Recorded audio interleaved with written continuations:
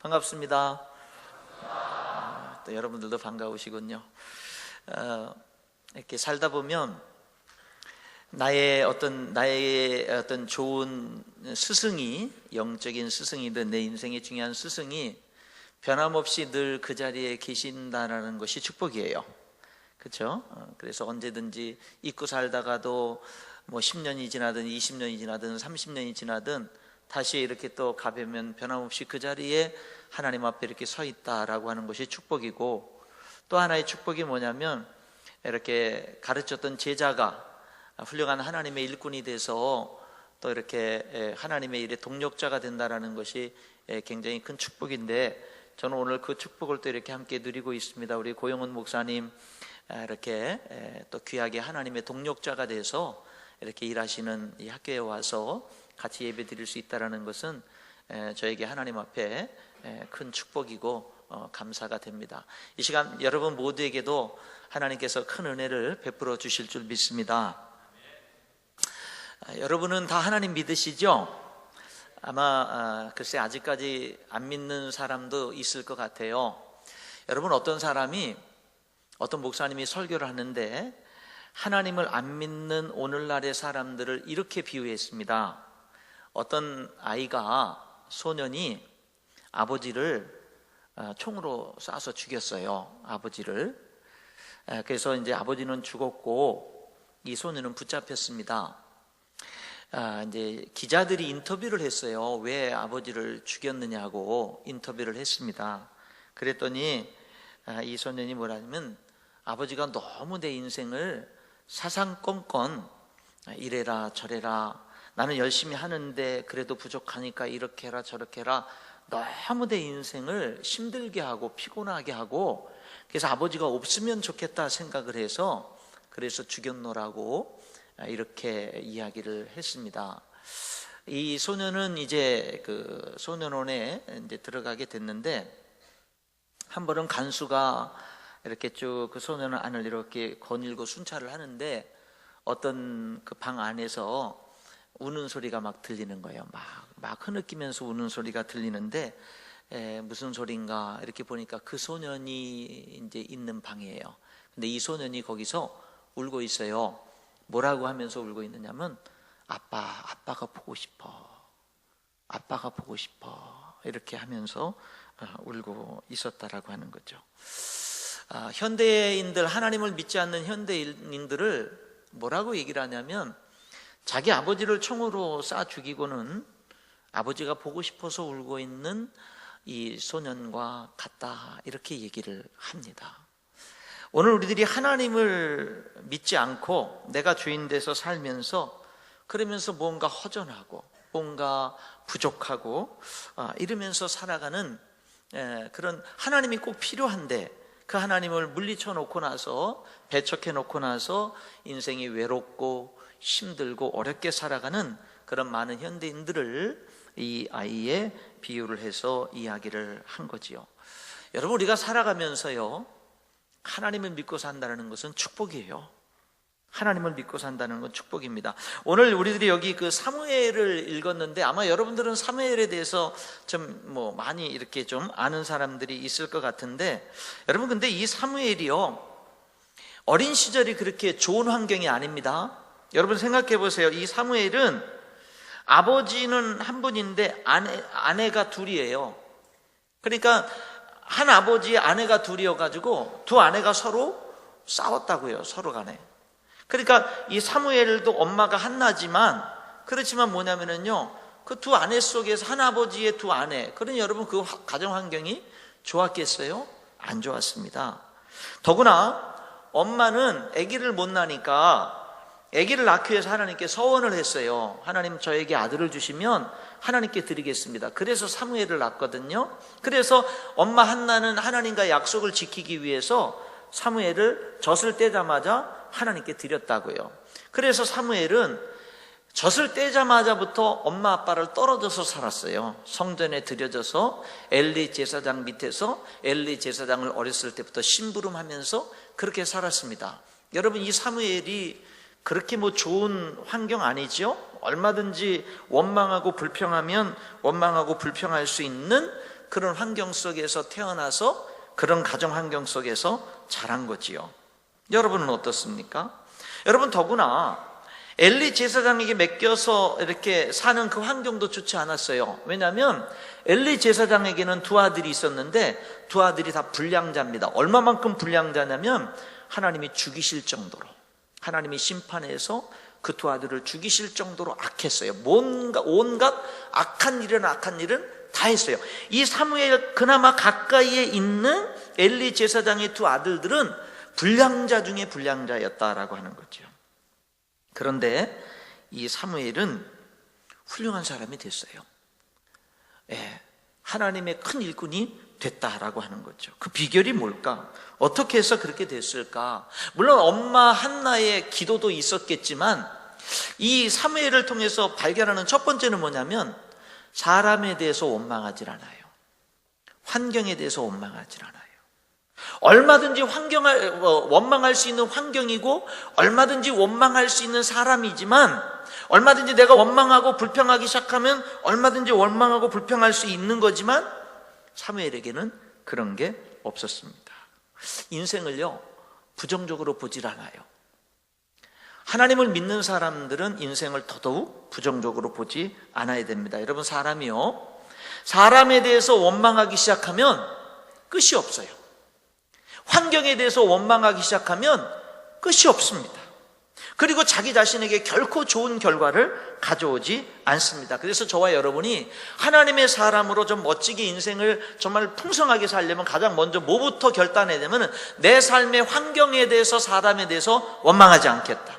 내가 아무리 어렵고 힘들어도 환경과 사람에 대해서 원망하는 일을 끊어버리겠다. 이런 결단부터 하는 게 좋습니다. 그런데 그것만으로는 충분하지 않아요. 이 사무엘이 하나님의 훌륭한 지도자가 되고 일꾼이 될 수 있었던 것은요, 그 결정적인 동기는 하나님과의 만남에 있었어요. 하나님과의 만남. 여러분들은 하나님을 만났습니까? 인격적으로? 여러분들은 정말로 나는 하나님을 만났다라고 그렇게 생각을 하십니까?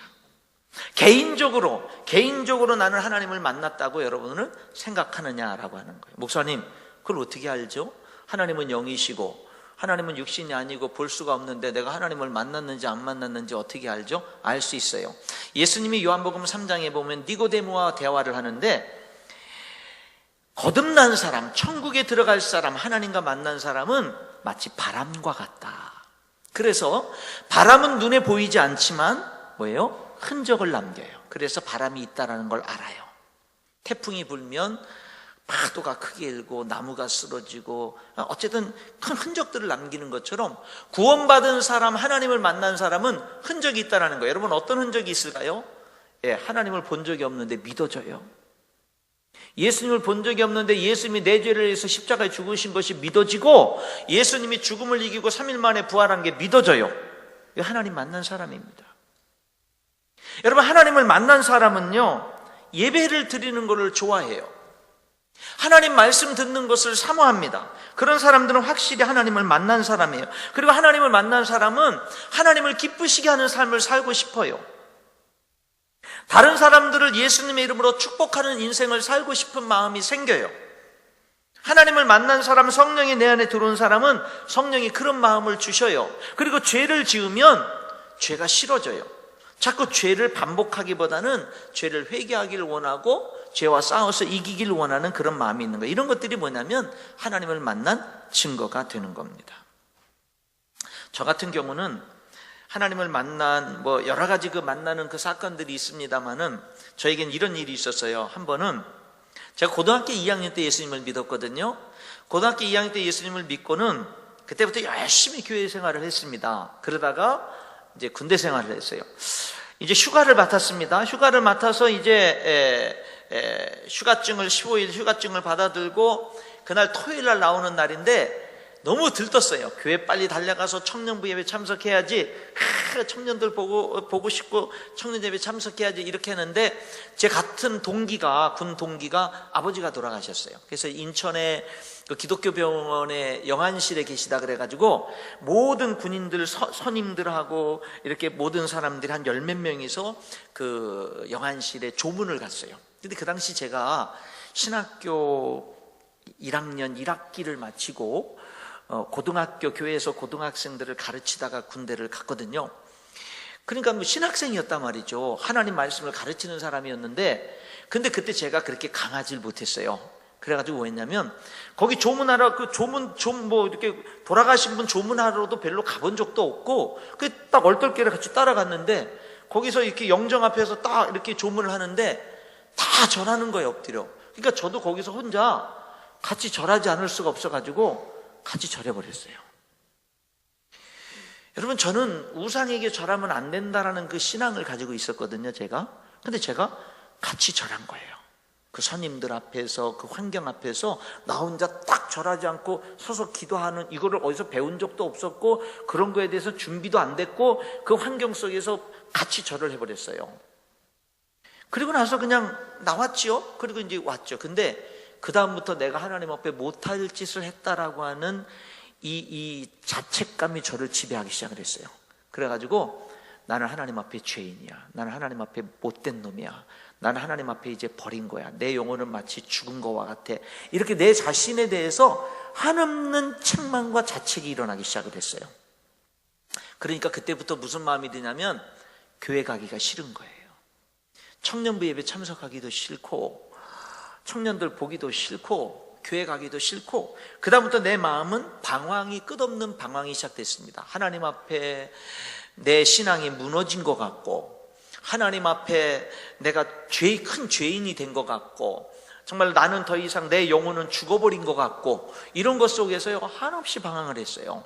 그런데 토요일날 저녁이 됐는데 뭐 어디 갈 데도 없고, 그 마음을 가지고 그 마음을 아무에게도 드러내지 않고 숨기고, 내 속에서는 수많은 방황과 자책감과 갈등이 있지만 그 마음을 뚝 눌러놓고 청년부 예배를 참석을 했습니다. 그때 그 청년부 지도교사인 부목사님이 이제 설교를 하는데 시편 23편을 1절부터 6절까지 읽어요. 여호와는 나의 목자시니 하면서 읽는데 3절 말씀이 내 눈에 팍 들어와요. 3절이 이렇게 됐어요. 내 영혼을 소생시키시고 자기 이름을 위하여 의의 길로 인도하시는도다. 여러분, 저는 그 목사님이 1절부터 6절까지 쭉 23편을 읽어가는데 그 3절을 읽을 때요 번개로 맞는 줄 알았습니다. 왜냐하면 하나님이 나를 너무 아는 거예요. 아무도 내가 그날 그 절하고 내가 이렇게 갈등하고 방황하고 있는 걸 아무도 모르지만 하나님은 아신 거예요. 그래서 뭐냐면 나에게 정확한 말씀을 해주는 거예요. 정민철, 내가 오늘 너가 한 거 다 알아. 그런데 나는, 그리고 네가 네 영혼이 마치 죽었다라고 느끼는 것까지 나는 다 알아. 그런데 나는 내 영혼을 다시 소생시킬 거야. 나는 내가 죽었다라고 느끼는 내 영혼을 나는 다시 살릴 것이고, 나는 너를 내 이름을 위하여, 나는 너를 하나님의 이름, 거룩한 이름, 영광스러운 하나님의 이름을 위하여 너를 계속해서 나는 의의 길로 인도할 거야 라는 말씀이에요. 저는요 그 말씀을 딱 읽는 순간에요, 하나님이 나를 아시는구나, 하나님이 나를 용서하시는구나 라는 것을 깨달았어요. 근데 여러분, 놀라운 게 뭔지 아세요? 6절까지 다 읽었어요. 그랬더니 그 목사님이 이렇게 말합니다. 여러분, 우리 다 같이 3절을 읽겠습니다. 그래요. 여러분, 놀랍지 않아요? 하나님의 못을 박아요. 다 같이 3절을 읽겠습니다. 그러면서 내 영혼을 소생시키시고 자기 이름을 위하여 의의 길로 인도하시는도다, 그 말씀을 다시금 다 같이 읽게 하는 거예요. 저는요 그때 하나님에 대해서 너무 놀랐고 하나님에 대해서 너무 감사했어요. 나를 이렇게 아시고 이렇게 나를 용서하시고 이렇게 나를 사랑하시는 하나님, 그분에 대해서요 내가 얼마나 그날 감격했는지 몰라요. 아무도 몰라요, 그날의 그 사건에 대해서. 그러나 하나님은 아시고 어쩌면 그 목사님을 통해서 그렇게 나를 만나 주실까요? 그렇게 나에게 말씀을 하실까요? 여러분, 그래서 저는요 그날 그 예배가 이렇게 중요한 거죠. 그날 그 예배를 통해서, 정말 참석하기 싫었던 그날의 그 예배를 통해서 저는요 하나님의 너무나 생생한 음성, 살아계신 하나님을 그날 만나게 되는 거예요. 내 인생의 삶 속에서 만나게 되는 겁니다. 그런데 재밌는 게 뭐냐면 한 달 동안 제가 계속 방황을 했다라는 거죠. 뭐라고 하면서 방황한 줄 아세요? 하나님은 나를 용서하신 것을 내가 압니다. 그러나 나는 나를 용서 못하겠습니다. 그러면서 방황했어요. 하나님이 나를 용서하신 것을 감사합니다. 그러나 하나님, 나는 나를 용서하지 못하겠습니다. 이러면서 한 달을 방황을 했어요. 그랬더니 한 달이 된 어느 날 하나님이요, 그렇게 저를 책망하더라고요. 내가 뭔데 하나님이 너를 용서했다는 것을 안다고 감사하다고 고백하면서 내가 뭔데 너는 너를 용서 못하겠다고 하는 거냐? 내가 뭔데? 그런 책망을 한 달 후에 듣고 나서는요, 제가 그때 하나님 앞에, 하나님 아버지, 잘못했습니다. 제가 이제 하나님의 그 용서를 받아들이겠습니다. 감사합니다 하면서 비로소 내 죄에 대해서 자유케 되어지고 하나님께 대해서 더 감사하는 그런 시간을 갖게 됐습니다. 여러분, 이 사무엘도 정말로 그런 아주 열악한 환경, 가정 환경, 열악한 성장의 환경 속에서 이 사무엘이 성장했지만 그런 악한 영향들을 받지 않고 사무엘이 이렇게 훌륭한 이스라엘의 지도자로 사울에게 왕의 기름을 붓고 다윗에게 왕의 기름을 붓는 이스라엘의 가장 위대한 지도자로 그의 생애를 살 수 있었던 것은 뭐냐면요, 그가 자기에게 주어진 삶이나 환경, 사람에 대해서 원망하지 않았을 뿐만 아니라 그는 뭐를 한 거냐면 개인적으로 하나님을 만났기 때문이에요. 하나님은요, 사무엘을 찾아오셨잖아요. 저를 찾아오셨잖아요. 여러분들도 하나님은 찾아가십니다. 여러분들을 찾아가셔요. 사무엘에게 어떻게 찾아오냐면 어느 하루는요, 사무엘이 잡니다. 예배당 한 어떤 처소에서 자요. 여러분, 예배당 성전의 한 구석에서 조그만 방을 만들어 놓고 심부름하면서 이 아이가 자는 거지요. 부모님 떨어져서 온갖 심부름을 다 시키면서 그렇게 잡니다.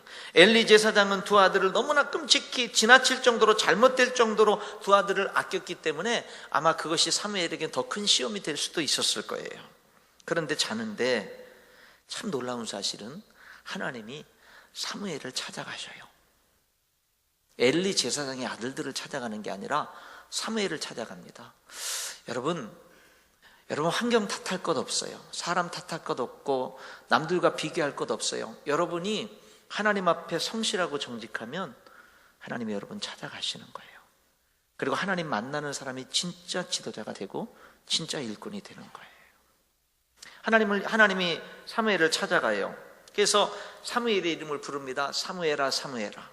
사무엘은 처음으로 자기를 찾아오시고 자기의 이름을 부르시는 하나님의 음성을 듣습니다. 그런데 한 번도 그런 경험을 해본 적이 없잖아요. 그러니까 누구한테 달려가냐면 엘리 제사장, 늘 자기에게 심부름을 시키기 위해서 자기 이름을 불렀던 엘리 제사장에게 그 깊은 밤에 달려가서 제사장님 저를 불러서 제가 이렇게 왔습니다. 뭐 시킬 거 있습니까? 그러니까 엘리 제사장이 자다가 일어나서 야, 너 부른 적 없어? 가서 자. 또 와서 자는데 하나님이 두 번째 이름을 부릅니다. 사무엘아, 사무엘아. 또다시 사무엘은 엘리 제사장이 달려가서 제사장님 저를 불러서 왔습니다. 뭐 심부름 시킬 거 있습니까? 나 너 부른 적 없어. 가서 자. 또 잡니다. 세 번째 하나님이 부릅니다. 또 엘리 제사장이 달려갑니다. 제사장이 불러서 왔습니다. 그때 엘리 제사장이 깨닫습니다. 하나님이 이 아이를 부르는구나. 그 사실을 깨닫고는요, 사무엘아, 너 만약에 또다시 가서 자는데 누가 너 이름을 부르면 나에게 달려오지 말고 그 자리에서 주님 말씀하옵소서, 주의 종이 듣겠습니다 라고 대답해. 가르쳐줍니다. 여러분, 그래서 사무엘이 비로소 하나님의 음성을 듣고 하나님과의 만남이 이루어져요. 근데 이 엘리 제사장은 그 당시 영적으로 굉장히 둔감했고 자기 자녀들을 제대로 양육하지도 못해 자녀들은 하나님의 심판을 받아서 죽게 됐고 그 가문이 나중에는 다 멸망을 당해요. 그러니까 영적으로 별로 깨어있지도 못한 제사장이었고 별로 그렇게 성령 충만하지도 못한 제사장이었는데 여러분들이 기억할 것은 하나님은 하나님의 사람들을 통해서 일하고 계신다는 모습을 보는 거예요. 그래서 우리는 주의 종들을 소중히 여기고 주의 종들을 가까이 하는 게 굉장히 중요한 거예요. 비록 인간적인 부족함이 있다 하더라도. 그게 중요한 겁니다. 그래서 엘리 제사장의 말을 들은 이 사무엘이 가서 자는데 하나님이 네 번째 부르니까 이번에는 엘리 제사장에게 달려가진 않고는 그 자리에서 무릎을 꿇고 하나님 말씀하세요. 제가 듣겠습니다. 네 번째 부를 때 그렇게 반응을 해요. 그랬더니 그때 비로소 하나님이 말씀하시는 거예요. 여러분, 주의 종을 여러분들의 삶 속에서 목사님들, 하나님의 사람들을 여러분 하나님 성실하게 섬기는 사람들을 소중히 여기는 삶을 사세요. 그것이 여러분의 삶에 복이 됩니다. 여러분 교회를 소중히 여기는 삶을 사세요. 자, 한 가지 한번 물어볼까요? 오늘날 교회들이 욕을 먹는 교회들이 있습니다. 매스컴이나 뭐 인터넷 검색해 보면 어떤 목사님이, 유명한 목사님이 욕을 먹고 막 온갖 비난의 댓글들을 달고 막 이러잖아요. 여러분에게 한 가지 질문해 볼게요. 교회가 타락했습니다. 담임 목사님이 타락했어요. 그 교회가 못된 짓들도 많이 합니다.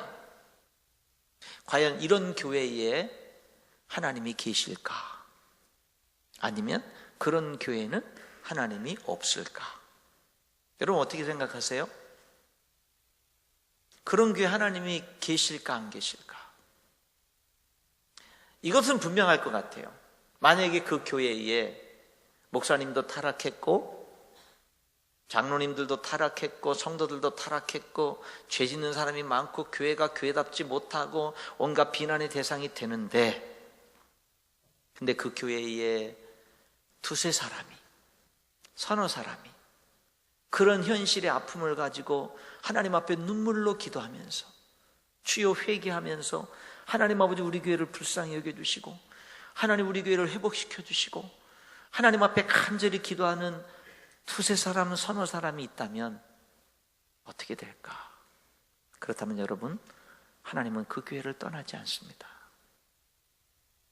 두세 사람이 내 이름으로 모인 그곳에 나도 그들 중에 있다고 말씀하신 주님이요, 그 교회에 함께하는 거예요. 여러분, 우리는 세상 사람들이 교회가 이러니 저러니 막 비난하고 공격할 때 같이 비난하는 사람이 돼서는 안 되고요, 하나님 앞에 교회를 사랑하는 마음으로 기도할 줄 아는, 교회를 소중히 여길 줄 아는 사람들이 돼야 된다라고 하는 겁니다. 여기 우리들이 하나 주목해야 될 게 뭐냐면, 하나님이 사무엘을 계속 부르는데 사무엘이 3번은 하나님 앞에 반응을 안 하고 엘리 제사장에게 달려갔잖아요. 그랬더니 하나님이 뭐 했냐면 더 이상 말씀을 안 했다라는 거 기억하셔야 됩니다. 불렀는데 엉뚱한 데로 달려가요. 불렀는데 반응이 없어요, 하나님께. 그러니까 하나님은 더 이상 말씀을 안 했어요. 비로소 4번째 하나님이 불렀을 때 하나님 말씀하세요, 주의 종이 듣겠습니다 라고 그렇게 말했을 때 비로소 하나님은 사무엘에게 말씀하셨고 사무엘의 시대가 시작되는 것을 보게 되는 겁니다.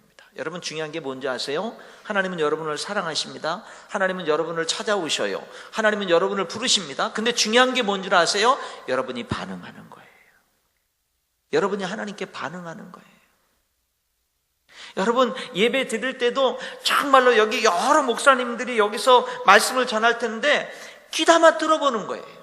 여러분들이 좋아하는 어떤 과목을 열심히 공부하는 것보다 그 이상으로 생명의 말씀을 듣기 위해서, 하나님의 말씀을 듣기 위해서 사모하는 마음으로 듣는 거예요.